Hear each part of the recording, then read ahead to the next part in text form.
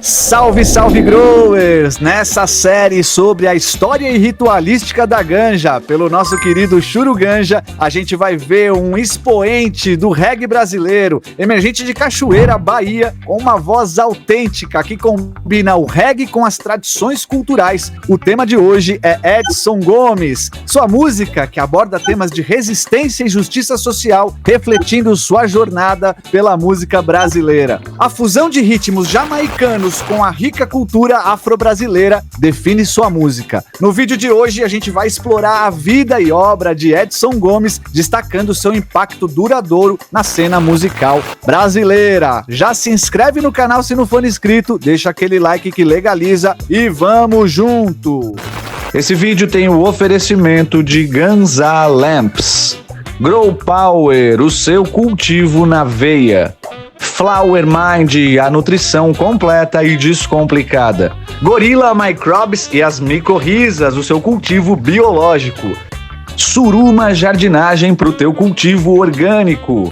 Muito bem, Churu Ganja, mais um episódio aqui da nossa série sobre a ritualística e a história da ganja, cara. Vamos trazer sempre aí um movimento, uma personalidade, uma história sobre a querida Sativa Sagrada. Qual que é o tema da aula de hoje, meu querido? Salve, salve natural, salve, salve comunidade Grow & Maker. Um grande prazer estar aqui com vocês novamente, aqui criando conteúdo aí. E a gente vai hoje falar sobre uma personalidade, né? A gente já falou sobre o Peter Tosh, para quem já acompanhou no passado aí nas Super Lives. Hoje a gente vai trazer um nome brasileiro, né? Um nome bem conhecido na cultura reggae, que é Edson Gomes, né? Quem é Edson Gomes? Como é que ele começou a carreira dele? Qual a importância dele no cenário musical da música reggae, que querendo ou não também faz parte da nossa cultura canábica. Então vamos estar trazendo um pouquinho algumas curiosidades aí sobre esse grande nome. Edson Gomes é um dos poucos nomes assim que na música reggae você não precisa nem falar o nome completo. Falou Edson, todo mundo já sabe quem é.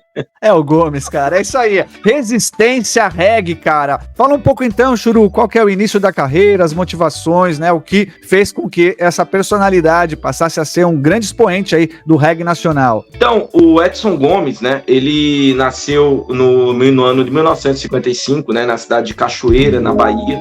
E Edson Gomes, ele foi uma pessoa, assim como tantos brasileiros, né? Que durante a sua vida foi buscando encontrar o que é que ele nasceu para fazer, né? Como muitos de nós. Então ele iniciou ali, tentou ser jogador de futebol, trabalhou em construção civil, né? Foi morar em outras cidades, tentou fazer ali da sua vida ali descobrir aquilo que ele nasceu para fazer. E é uma busca que todos nós temos, ele também tinha, né? E ele tentou, vamos dizer assim, ser jogador de futebol, mas no final das contas ele acabou sendo convocado pela música, né? Edson Gomes é um cara que embora goste muito do futebol, que é uma coisa que ele tentou ser, inclusive ele tem um time de futebol amador até hoje, que é o Cão de Raça Futebol Clube, e o nome da banda que toca com ele é a banda Cão de Raça. Muito bem, Churu, e olha, Edson Gomes já começa forte, o primeiro álbum já se chama Campo de Batalha, de 1988. Só com esse nome já dá pra saber que vem força aí, cara. Explica um pouco desse primeiro disco. Então, pessoal,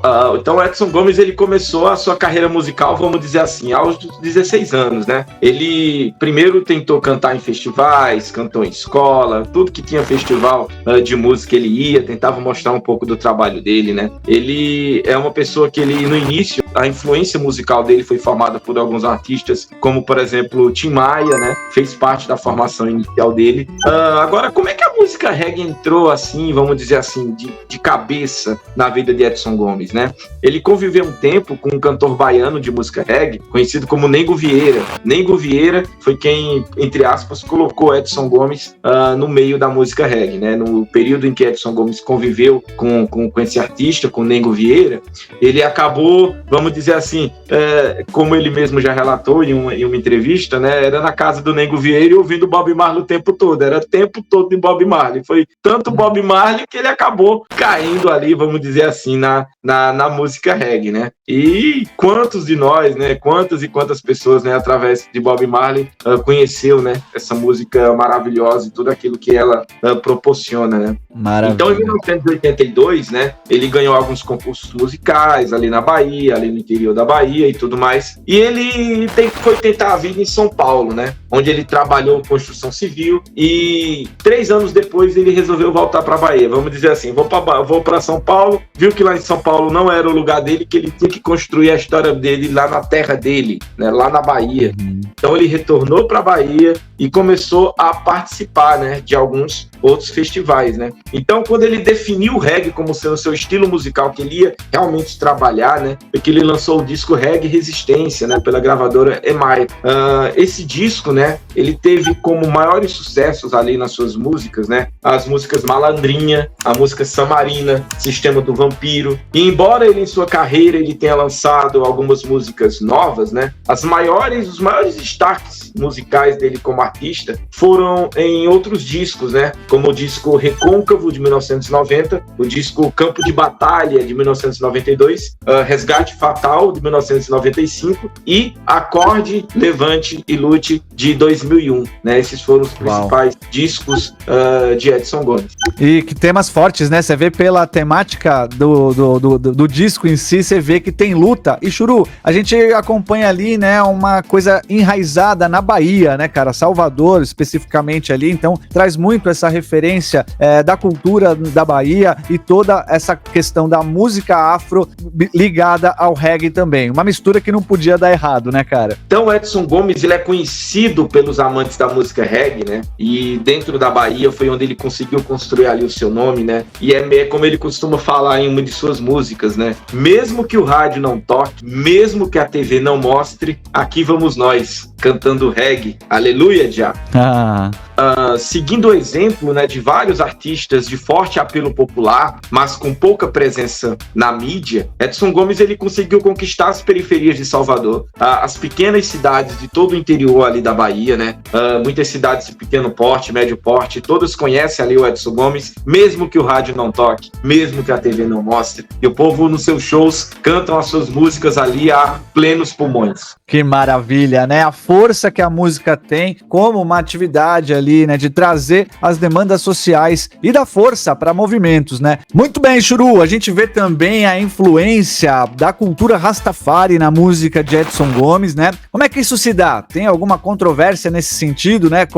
Como que a cultura Rastafari é abordada na música do Edson Gomes? Então, o Edson Gomes, ele é uma pessoa que, como eu já falei no início, né, ele não teve uma formação dentro da cultura reggae, né? Ele teve suas outras influências musicais e através do artista Nengo Vieira foi que ele foi se aprofundando na música reggae. Mas o Edson Gomes ele não chegou a fazer parte do que a gente vê hoje na cena reggae, né? De grandes artistas que possuem simpatia, que possuem algum tipo de ligação com o movimento e com a cultura Rastafari, que querendo ou não é uma cultura de resistência negra. Então o Edson Gomes ele tem ali na sua música a referência da cultura negra, mas ele não é necessariamente 100% ligado à cultura negra no sentido do movimento Rastafari e do movimento daqueles que fazem, né, esse resgate da cultura de maneira religiosa. Então ele tenta valorizar a cultura africana, mas sem valorizar religiões africanas, tá? Então ele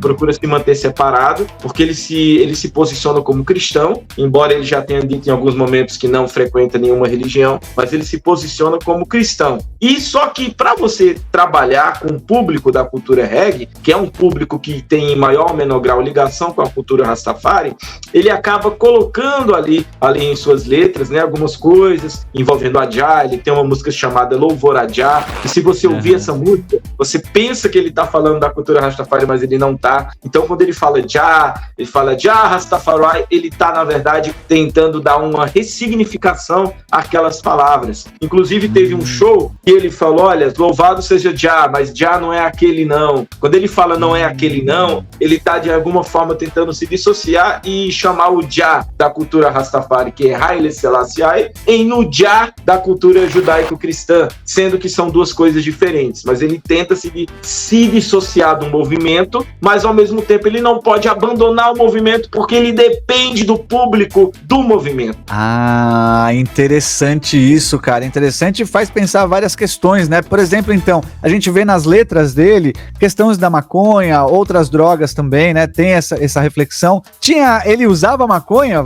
Tem registros do uso de maconha? Como é que era essa relação, principalmente da maconha, com o Edson Gomes, cara? Era fruto de inspiração também? Sobre a planta, né? Vamos falar sobre a planta. Edson Gomes, ele nunca se assumiu como um consumidor da planta, ele nunca se assumiu como alguém que tem ali a planta como parte da sua cultura, porque o pessoal da música reggae, em sua maioria, ele tem a planta como parte da sua cultura, ele tem o cultivo como parte da sua cultura, ele tem o uso da planta com objetivos e propósitos espirituais.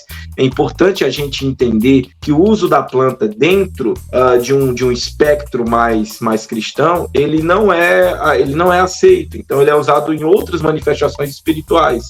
Então, como ele precisava falar para esse público, ele teve que se adequar a isso, mas ele nunca se colocou como consumidor da planta. Ele passou por alguns episódios, há muito tempo atrás, nos anos 90, tinha um grande regueiro também da Bahia, que é conhecido como Cine Calmon. Ele tem uma banda chamada Morrão Fumegante. Cine Calmon e Morrão Fumegante, né? Imagina só o drama. E o Cine Calmon, ele sofreu, nos anos 90, algumas invasões sem mandado na casa dele, a polícia procurando maconha lá na casa do Cine Calmon. E o Edson Gomes também sofreu desse mesmo problema.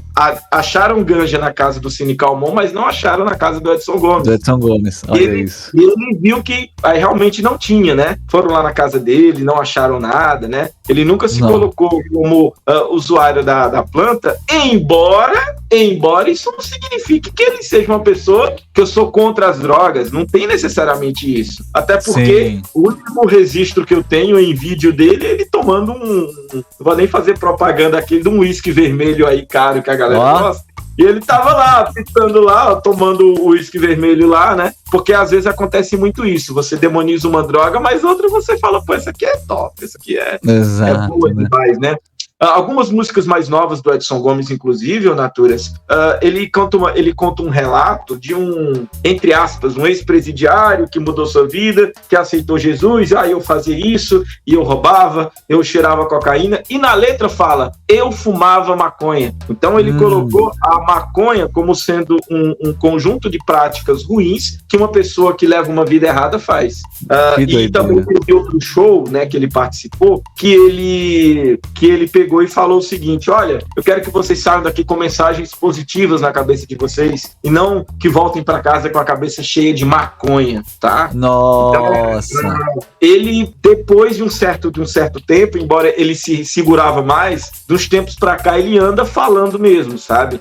O que, no meu ponto de vista, Naturas, eu acredito que não é uma coisa muito boa, porque você está usufruindo de um público que consome a planta. Você não pode falar contra a planta se você está no meio de um público que consome a planta. E segundo, você não pode falar mal da planta e consumir álcool. Exato.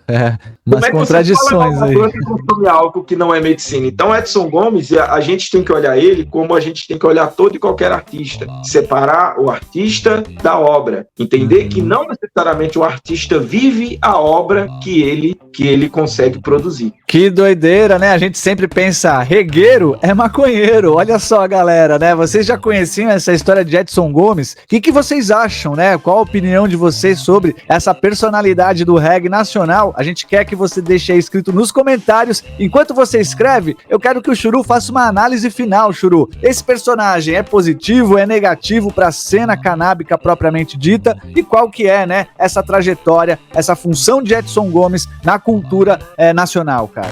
Peraí.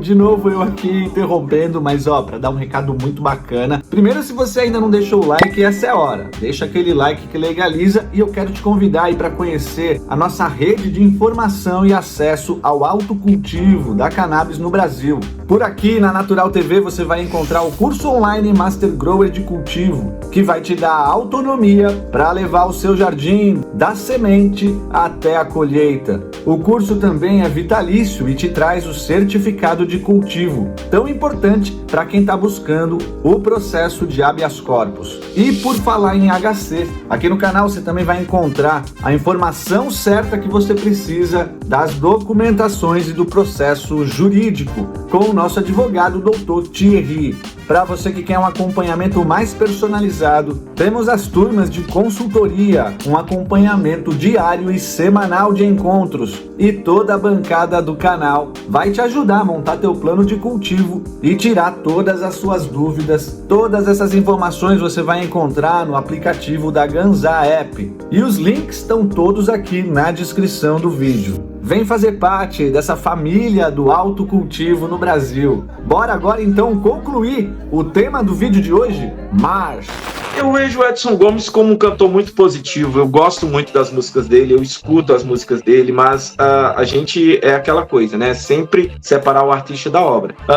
Eu costumo falar, eu depois, Naturas, agora eu falo, até dividir com a comunidade também, depois que eu comecei a conhecer artistas, né, do meu nicho, eu percebi que quanto menos conhecer é melhor. Quanto menos você ficar só com a obra do artista, é melhor. É verdade. Então, assim, a minha recomendação, se você achava que Edson Gomes puxava que Edson Gomes era a favor, Edson Gomes, nada, tá? Edson Gomes não gosta de maconha, Edson Gomes canta músicas da cultura canábica, mas ele não faz parte da cultura canábica no sentido de consumo de planta, valorização e reconhecer ela como sendo uma medicina, tá? Eu tô tirando de fontes, tá? Então, quem quiser mais detalhes é só vir falar comigo.